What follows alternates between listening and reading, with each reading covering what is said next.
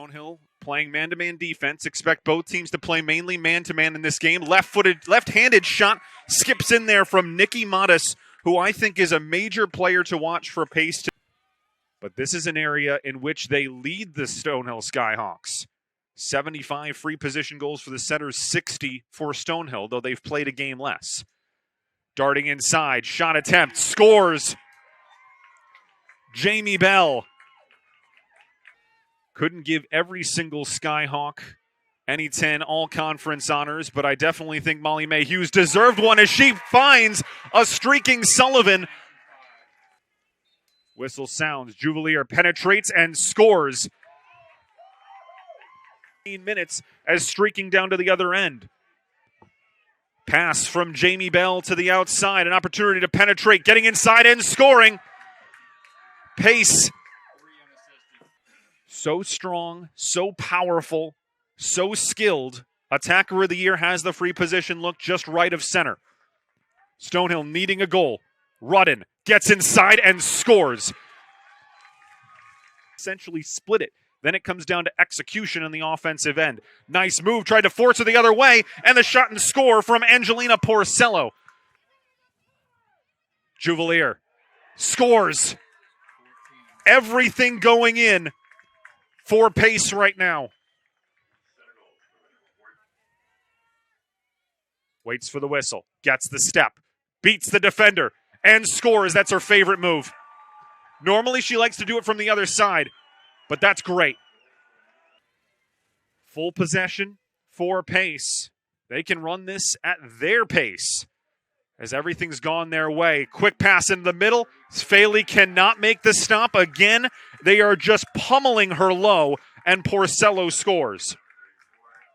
The sun comes out a little bit. It's been a very windy day here in Easton, Massachusetts. Faley makes the stop. And a huge sigh of relief for Sarah Faley to come alive. Molly Mae Hughes. Nice pass in the middle. Rudden from Sullivan. Switch that. Sullivan from Rudden. With Ali Quinn on the second team, Uraro on the third, and Katie Lako, their starting goaltender, as Sullivan scores. Sullivan from Rudden again. When she's needed to, gets the shot attempt from the free position. Steps inside, gets the step and scores, and slams the stick to the ground. Abby Ahern is a difference maker on a team filled with them. 8.5 to go in the third quarter. It's suddenly become a 4-goal game. Could it be 3 as Leach gets inside, shoots, and scores? 4 straight for the top seed. Gets the whistle. Leach steps, scores, slams it in. 3 seconds to go. Stonehill being patient with their offense. Hughes, Sullivan, scores! Molly Mae with her second assist, and Emma Sullivan scores her 4th and 3rd of the quarter. But in this series between the two teams this season, that's seemingly been the norm.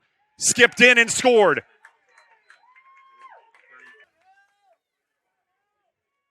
Lilly Leach inside the final minute and a half. Leach switches shoulders, gets inside and scores. Lilly has a hat trick. Anyway. Pass, great pivot, Molly Mae to tie it! Matched up in the man-to-man with Sydney Juvelier, who tied this game. Oh, Butler with the step, she scores! Victoria Butler, her first of the day. She has the fastest first step I've ever seen. Brady, Sullivan, splits the defenders, gets the shot and scores! 2-goal lead for Stonehill. Emma Sullivan gets her 6th. With a 2-goal lead, she still might go at the attack. We've seen her do it. Scores. Molly Mae Hughes does not care. A turnover at the end. And now they're going to have an open net to shoot for. Molly Mae finishes this one off. If it's good for Rudden. Doesn't matter. Final score, regardless of what it is. Stonehill is going to the championship game. They knocked off Lemoyne the last time these two teams faced. They're checking the stick, so if this is good, it's a goal for Rudden. And I guess it would only be fitting if they count this goal. Stonehill, in their first win against Pace, finished it with 5 straight goals. If they count this one, they would finish this game with 5 straight goals. Right now, the score is 19-15. The officials were doing a stick check as if to indicate that this would be a goal.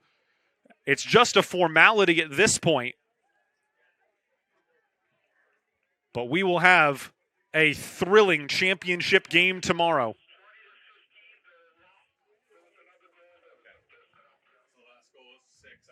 So Lydia Rudden does get the last goal. They will give her credit for it. Stonehill takes the final 5 of the day to win it by a final score of 20-15. Yeah, it was really just about adjusting, and our draw team has so much depth, and we just persevere through everything. It's, yeah. It was just about placing away from the other girls in the circle, because number 19 was putting it to whatever side her girl was at. So we just had to take a step back on the circle and really trace the ball and see which way it was going to go and try to get it back that way. Yeah, and it worked. Yeah, we made the adjustments. Yeah. And it worked.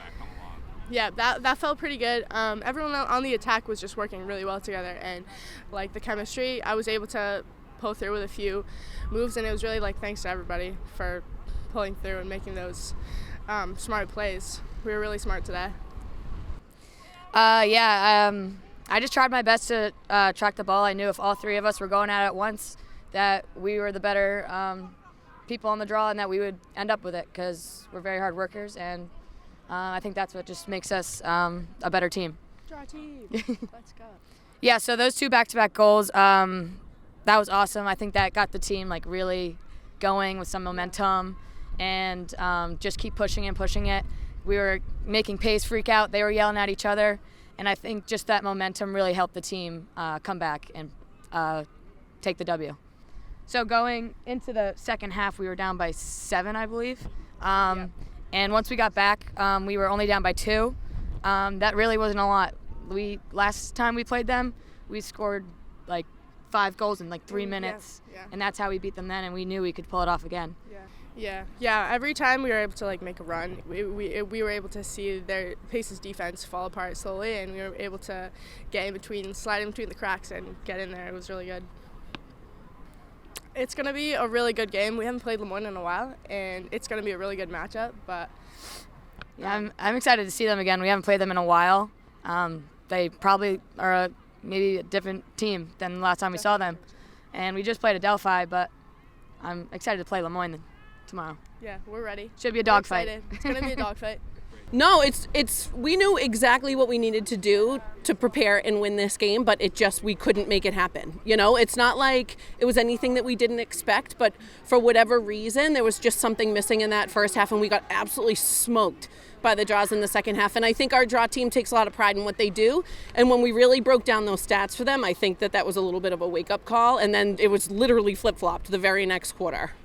I mean, we had a really slow offensive first half. It's kind of funny. We just have this sense of we feel things out, and that works because we do have some talent and we have some bright kids that know how to figure stuff out and then pick it apart and find their way through it. But that took a really long time, and that was, a 7-goal deficit is pretty significant in a game like this, in a postseason game. But I got to be honest, not for 1 second did they think they couldn't find a way to make it a game, and it was just click by click and possession by possession.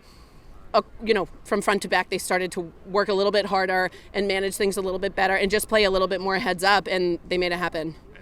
Emma's a joke. She's really special, and it doesn't matter who she's playing, what the scenario. It doesn't matter if it's windy, it doesn't matter if it's raining, nothing matters. She just kind of shows up and plays, and thank God she's ours. I think when you have 2 teams that are that strong from an attack perspective, it is about possessions and whoever has the ball. But I think we made a couple major adjustments in the second half of that game that the kids really locked in on. And once we did that, they really held them. And Sarah didn't have her strongest day, so we knew in the second half that everyone was just going to have to pick up the pieces of that, and they did that, and then she was able to get some saves. So, I'm really proud of little Caroline Davey. She made a really nice adjustment that made a huge difference, and the group just started realizing that all of a sudden it's 30 minutes and it's not 6, and every 90 seconds, it's just one stop at a time. Lemoyne's playing really well, and yeah, I mean, you get to this point in the season, especially in a conference like this, and there's no doubt about it, it's anybody's game. And frankly, even leading up to this day, it doesn't matter who you play because you're going to have to prepare the exact same way for every team because they're all so dangerous.